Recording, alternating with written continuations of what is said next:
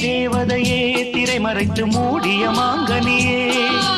ஓடிடும் காவிரியே உனை நினைத்து பாடிடும் இன்னிசையே நாயகன் பூமடி மேல் நானும் பல நாடகம் ஆட வந்தேன் மாயவன் குழலிசையில் எனது மனம் மயங்கிய நிலை இருந்தேன் தேரினில் ஏற வந்தேன் திசை பலவும் ஊர்வலம் போக வந்தேன் ஊரிய இதழ்களின் தேன் என அழைக்க ஓடையில் நீந்த வந்தேன் கேட்டது யாவையும் நான் தருவேன் இனி கேள்வி என்ன என அழைத்திட அழகிய நதி என அதில் வரும் அலை என இருமனம் அலைவதென்ன